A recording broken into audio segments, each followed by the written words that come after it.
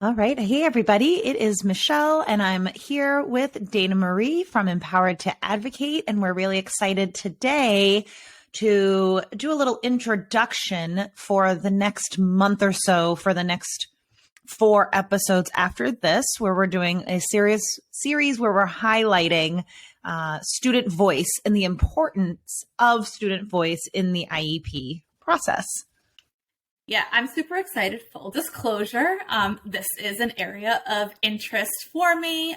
It is the area that I studied for my dissertation research. It's front and center in my brain right now, and in some of the writing that I'm doing. So this is something that I particularly am super interested in, especially as it relates obviously to the special education process. And like Michelle said, our goal is to actually over the next few weeks really dive deep into how to include students in the IEP process and in their special education programming.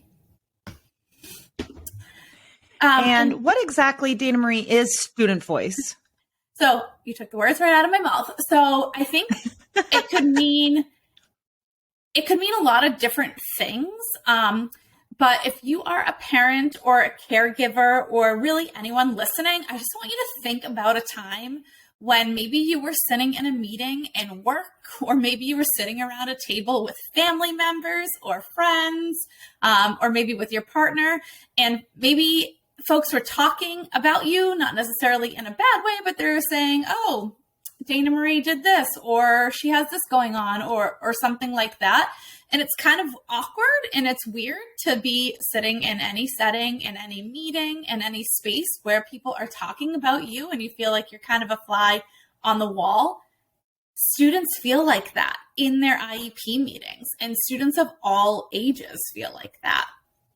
It does not matter if they are in first or second grade, or if they're a post-secondary student, 19 or 20 years old. It can be really awkward and quite frankly, stressful in some cases to sit there while a bunch of adults talk about you, talk about your strengths, but also talk about your weaknesses, your areas of need, talk about what they think is best for you now and in the future. So when I say student voice, and when we talk about student voice, we're really talking about how we can include young people in the decision-making process when it comes to their IEP, when it comes to their special education programming.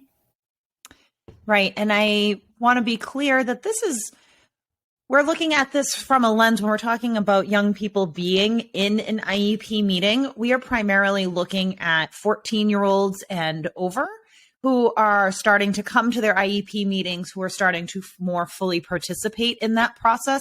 However, before the age of 14, it's really important to have conversations with young people about their learning style, how they learn best, how they think they feel and learn best, what they envision for themselves in the future, and things that are going to help them accomplish that. The younger we can have conversations with young people about their learning, and this goes for kids that aren't on IEPs as well, right?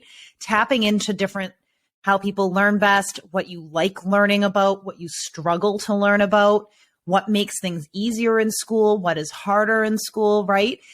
That gives more autonomy for all people, no matter how young you are, to be more involved in your learning process, which is going to make kids want to learn more than being disinvolved. Yeah, I think, Michelle, you bring up a really good point too. When we talk about including students, we don't always mean that the student needs to attend their IEP meeting, even the older students. For some students, that can be really anxiety producing. It can be really stressful. We do not want this to be a stressful part of the process, not for students, not for their school team, and certainly not for their parents or caregivers. So like Michelle said, this could mean having the students help you prepare something for the meeting. They can write their own statement about what their vision is for the future and maybe not attend the meeting, but have somebody read that statement for them. It's really just getting their input on the process and on what is, like Michelle said, best for them as learners. You know, later on, once we dive into in a couple of weeks talking about high school age students and students ages 18 to 22, we will talk more about the very specific parts of the IEP that they should be involved in. We'll talk, like Michelle said, about their vision statement, their transition plan for the future. And that's pretty unique to those 14 to 22-year-old students. But we will start with the little ones, the pre-K kindergartners, and we will give you some helpful tips and strategies of how you can begin right away when they're young, including them in this process and in their own meeting, whether or not they attend. So stay tuned for the next couple of weeks as we tap into developmentally appropriate and helpful hints to help you guide your child through this process. And if you are an educator who's listening, hopefully this also gives you some tips and hints to get started on this with your students, or ways for you to advocate for your students or child to have more say in their educational process.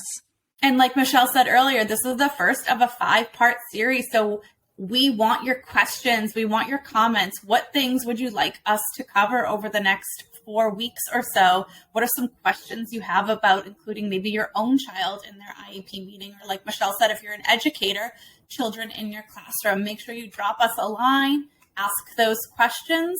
Tell us what you want to hear about in the next few weeks as we dive deep into student voice in the IEP process.